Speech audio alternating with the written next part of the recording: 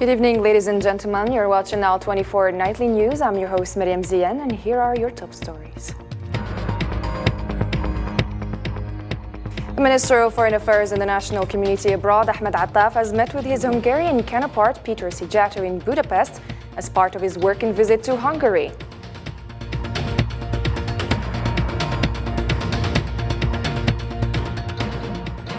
"64 people, including 15 soldiers, were killed in two separate terrorist attacks in northern Mali.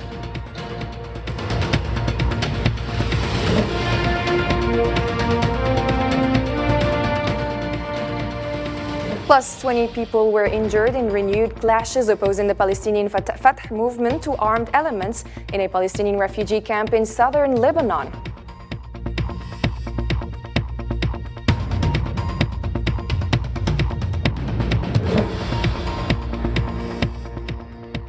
And G20 leaders started to arrive to the Indian capital, New Delhi, on the eve of the G20 summit, with the absence of both the Russian and Chinese presidents, as well as divisions amongst the members concerning world issues.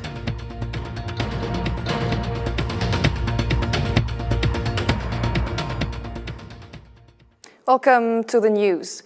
The Minister of Foreign Affairs and the National Community Abroad, Ahmed Attaf, has met with his Hungarian counterpart, Peter Szijjártó, in Budapest as part of his working visit to Hungary, entrusted by the President of the Republic, Mr. Abdelmajid Tebboune, before the holding of a working session extended to the delegations of the two countries. Ahmed Attaf indicated that the visit, as it aimed affirming Algeria's commitment to consolidate its ties with Hungary and the development of bilateral relations.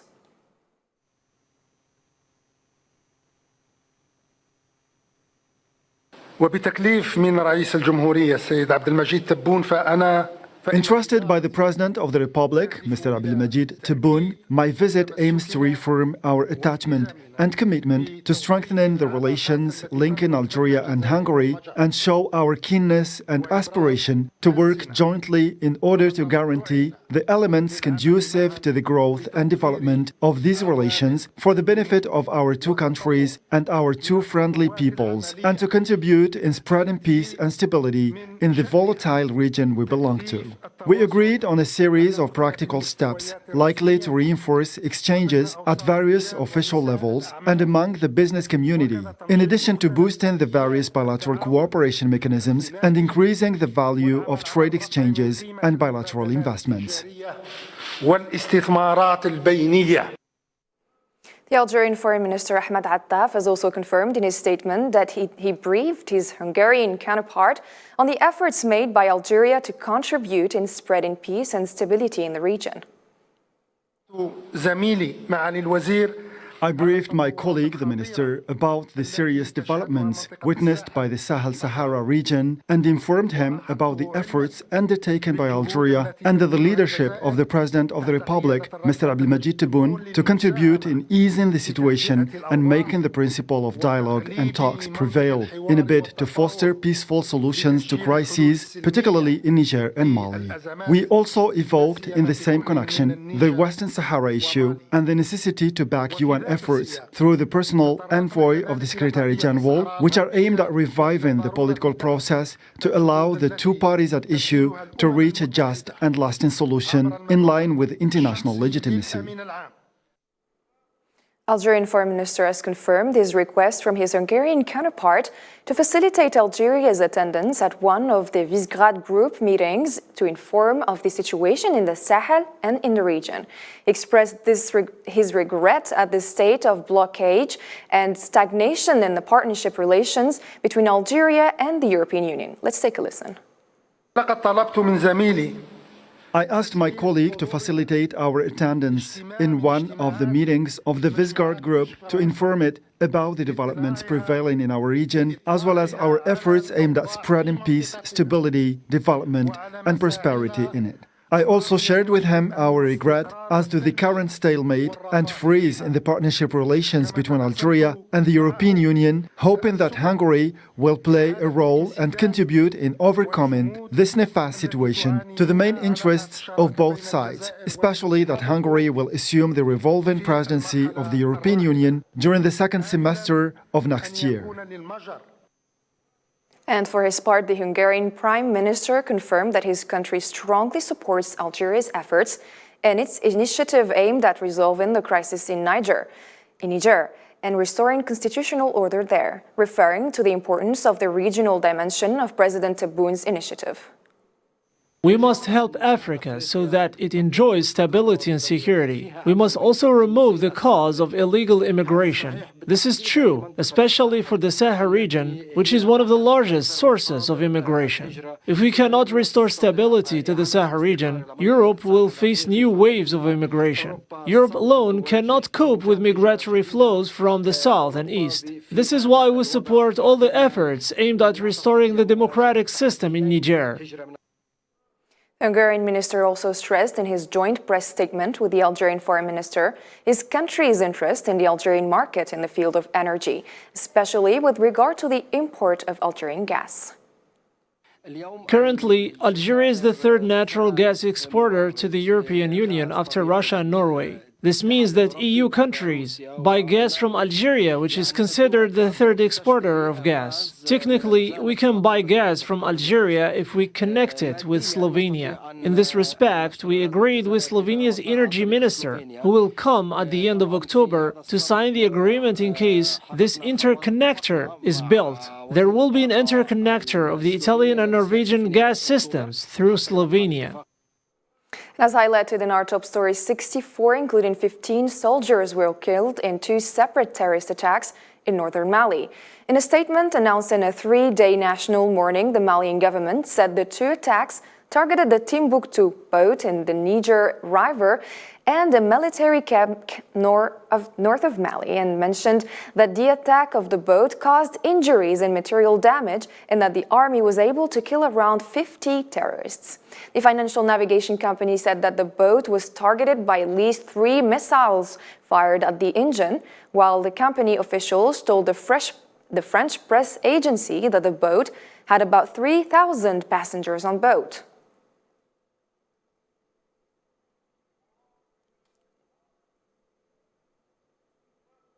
Algeria strongly condemned the terrorist attacks which targeted neighboring Mali. A statement from the Algerian Ministry of Foreign Affairs said Algeria expresses compassion and solidarity with Mali in these hard times. The statement added that Algeria expresses once again its firm conviction that it is through the implementation of the Agreement for Peace and Reconciliation in Mali, resulting from the Algiers process, that Mali will be able to build an internal front capable of resisting the attacks that the terrorism inflicted on Mali and beyond.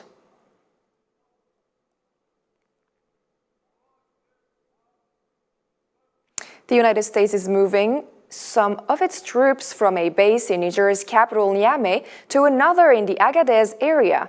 Deputy Pentagon Press Secretary Sabrina Singh told journalists that there is no immediate threat to U.S. personnel on violence on the ground. Washington has some 1,100 military personnel in the country, but the Defense Department says they have largely remained on bases while decreasing activities such as joint training after the military takeover in Niger. In terms of Niger, there's no perceived threat in terms of any threat to U.S. troops and no threat of violence on the ground. This is simply a precautionary measure. So what we're doing right now is the department is repositioning some of our personnel and some of our assets from Airbase 101 in Niamey to Airbase 201 in Agadez, but it's simply precautionary. Our force posture hasn't changed in Niger.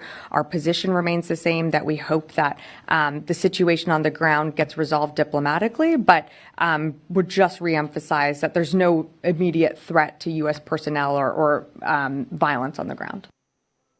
Chad's President Mohamed Idriss Déby met with the United States Ambassador to the United Nations, Linda Thomas-Greenfield, to discuss the challenges facing during the transitional period in Chad. Following their meeting in N'Djamena, the American diplomat shared that President Déby reaffirmed his commitment to successfully concluding the transitional phase as per the agreed-upon timeline set during the comprehensive national dialogue held a year ago. This dialogue led to the extension of the transitional period and the scheduling of elections for October 2024. We did talk about the timeline, and the president gave me his commitment to continuing to move forward on the transition. We talked about some of the challenges that exist to that process moving forward.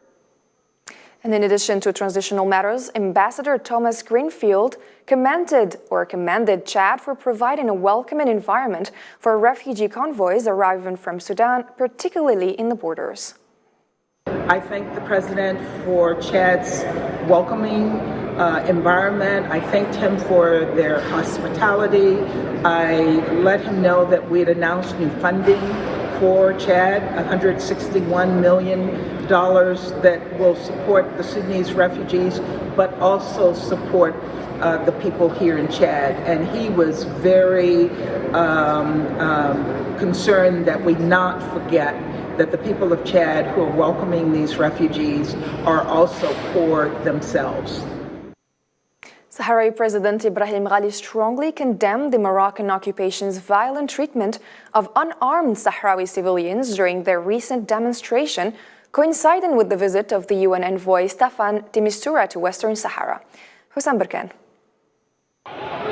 Despite the Moroccan occupation's efforts to suppress opposition, in cities like La'youn and Dakhla, the Sahrawi people persist in their peaceful resistance, even in the face of violence. Speaking at the conclusion of an educational symposium in Boujdour, Sahrawi President Ibrahim Ghali affirmed the Sahrawi people's unwavering commitment to their struggle for independence and sovereignty. During the symposium, Ghali expressed outrage at the abuses suffered by the Sahrawi civilians and called on the UN Security Council to intervene promptly to halt these human rights violations and ensure that MINURSO can fulfill its mandate. The occupied territories of the Sahrawi Republic have witnessed courageous demonstrations by our people for independence, despite the harsh repression by Moroccan forces during UN envoy de Mistura's visit to La'youn and Dakhla. We condemn these actions taking place in the presence of MINURSO and urge the UN Security Council to take immediate action to stop these violations and empower MINURSO to fulfill its mission. Sahrawi's unwavering commitment to their cause reflect their deep faith and determination to achieve sovereignty. Ghali emphasized that the era of martyrs is over, and Sahrawi generations today and tomorrow will continue the just struggle through all legitimate means until the Sahrawi Republic achieves sovereignty on its national soil. As we mourn the loss of Commander Abali Hamoudi and his comrades in arms, our message from the occupied territories, southern Morocco, and our pride-filled camps remain clear. We will not be deterred. We will persist in our just struggle for the sovereignty of the Sahrawi Republic. As UN envoy de Mistura assessed the situation in Western Sahara, the Sahrawi people await justice and the opportunity for self-determination, as corroborated by MINURSO's findings. 20 people were injured in renewed clashes opposing the Palestinian Fatah movement to armed elements in a Palestinian refugee camp in southern Lebanon after a cautious calm that lasted for at least or almost a month following the bloody confrontations that the camp witnessed at the end of last July. Marwa Belawar for more details. Clashes resumed in Lebanon's largest Palestinian refugee camp on Thursday, with heavy gunfire and shelling wounding at least 20 people and prompting residents of the camp and the surrounding area to flee. As soon as the bombing started, we left immediately. We fled in panic. Even accidents happened on the road. People fell in the streets. Most people left. We couldn't believe how we ran out with our children. I have 4 children and 6 of my nephews. Only God knows how we have escaped. Earlier this summer, there was several days of street fighting in Ain al-Halwa camp, where fighting left at least 13 dead and dozens wounded and forced hundreds to flee their homes. In the early morning of Friday, the fighting seemed to temporarily subside, but clashes flared up again intermittently. Hundreds of people displaced from their homes sought shelter in a nearby mosque and in the courtyard of the municipality building of the city of Sidon. The clashes renewed last night and 20 wounded people with moderate to light injuries arrived at Martyr Mahmoud al-Hamshari Hospital. Most of the injuries were caused by shrapnel from rocket-propelled grenades. Of course, we put hospital crews, ambulances and emergency teams on high alert. Ambulances were sent to the camp to transport injured people and civilians out of the areas of clashes. While the security situation in the camp continued to deteriorate, the leaders of Lebanon sought an end to the crisis. Parliament Speaker Nabih Berri contacted the key figures in Palestine and urged them to strive to ease the situation. The Lebanese university announced the closure of its branches in the city of Sidon and the postponement of exams, while the Palestinian Joint Action Authority in Lebanon called for a ceasefire to be able to carry out its duties. The United States has announced new aid for Ukraine worth $1 billion. The aid was announced during U.S. Secretary of State Antony Blinken's visit to Kyiv. The new U.S. assistance to Kyiv includes over $665 million in new military and civilian security assistance and millions of dollars in support for Ukraine's air defenses and other areas. Here's Antony Blinken. New assistance totaling, we will continue to stand by Ukraine's side, and today, we're announcing new assistance totaling more than $1 billion in this common effort. That includes $665.5 million in new military and civilian security assistance. In total, we committed over $43 billion in security assistance since the beginning of the Russian aggression. Russian Foreign Minister Sergei Lavrov disclosed information regarding an alleged attempt to sabotage the Turkish Stream and Blue Stream gas pipelines in the Black Sea. During a meeting with representatives of the Bangladesh Association of Graduates of Soviet and Russian universities at the Russian embassy in Dhaka, Lavrov asserted that Ukraine had exploited humanitarian corridors to launch attacks on vessels patrolling the routes of the gas pipelines. Consequently, Russia initiated patrols in these Black Sea areas to counterattack Ukrainian efforts to disrupt the pipelines. Now, when everyone demands to be allowed to export grain again, we block them. We simply will not allow them to pass through the humanitarian corridors that have been opened before and used in attempts to attack not only our military vessels, but also civilian vessels. And as you followed in our top stories, G20 leaders started to arrive to the Indian capital, New Delhi, on the eve of the G20 summit. The gathering of the world's superpowers is marked by the absence of both the Russian and the Chinese presidents, as well as divisions amongst members concerning world issues. Nabil Khazini reports. As leaders of the Group of 20 made their way to the Indian capital, many issues are expected to be addressed at the table of one of the most significant meetings of the year. But what makes the New Delhi summit particular is that it comes in an era of fast global change, where a new world order starts to take shape, and while divisions between the group's members, such as the one over the conflict in Ukraine, are also casting a shadow over the summit. This has raised even suggestions that the meetings could conclude without members being able to reach consensus on a declaration. We support the sovereignty and the territorial integrity of Ukraine. We support the just peace formula proposed by President Zelensky, and we will be always very active to defend those principles and those values in all the different multilateral formats, including in this G20 meeting. Difficult to predict if it will be possible to have an agreement on a declaration. India's G20 summit will be marked by the absence of two leaders of two superpowers, China and Russia. While the absence of the Russian president might have been expected, the absence of the Chinese leader is the first of its kind since he took office 10 years ago. Xi's absence may have meant for some that China no longer feels a need to meet with other countries at the highest level, something Beijing has denied. China has always attached great importance to the G20 and actively participated in related activities. We are ready to work with all parties to promote a positive outcome of the New Delhi summit on the basis of the principle of consensus. The Group of 20 might see an expansion with the African Union joining the group, a move Germany said it supports and would go in line with the aspirations of the host India to represent the interests of developing nations. China is ready to work with Russia within the framework of the Eastern Economic Forum to promote regional development. Chinese Vice Premier Zhang Guoqing will attend the 8th Eastern Economic Forum in Vladivostok, Russia, from September 10 to 12 and meet with Russian officials. At a regular press conference in Beijing, Foreign Ministry spokesperson Mao Ning said the forum has become an important platform for regional cooperation.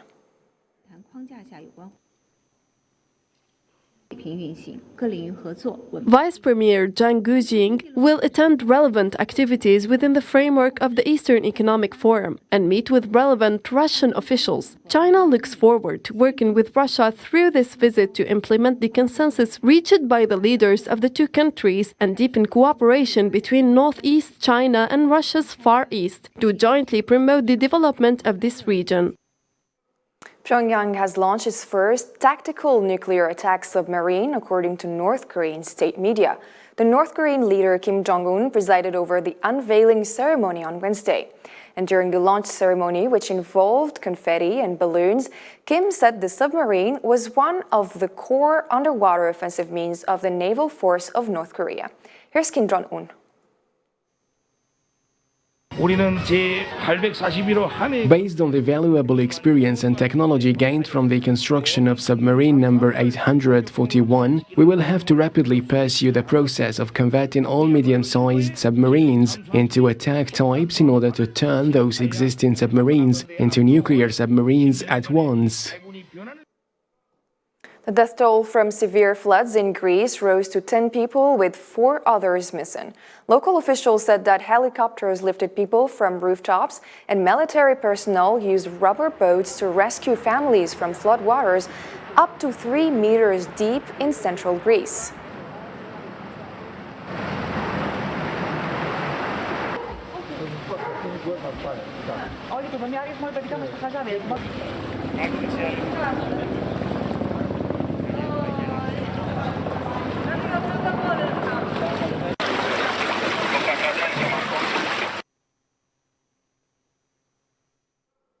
United Nations Secretary-General Antonio Guterres said on Friday that G20 leaders have the power to reset climate crisis that is spiraling out of control and urged them to reshape global financial rules, which he described as outdated and unfair. Guterres said in a speech delivered in the Indian capital, New Delhi, which is hosting the G20 summit, that the climate crisis is exacerbating dramatically, but the collective response lacks credibility and urgency, noting that 80% of emissions come from the G20 countries. There is a real risk of fragmentation. We have no time to lose. Challenges stretch as far as the eye can see. The climate crisis is worsening dramatic, but the collective response is lacking in ambition, credibility, and urgency. The climate crisis is spiraling out of control, but G20 countries are in control. Together, G20 countries are responsible for 80% of global emissions.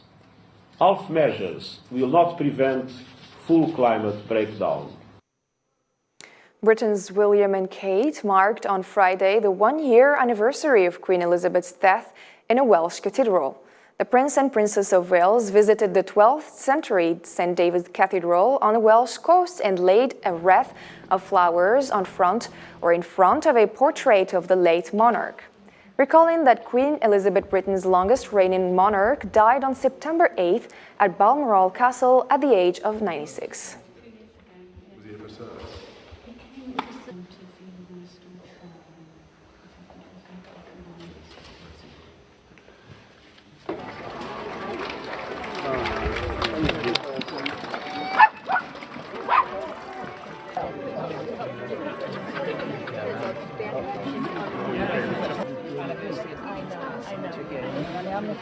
Lovely.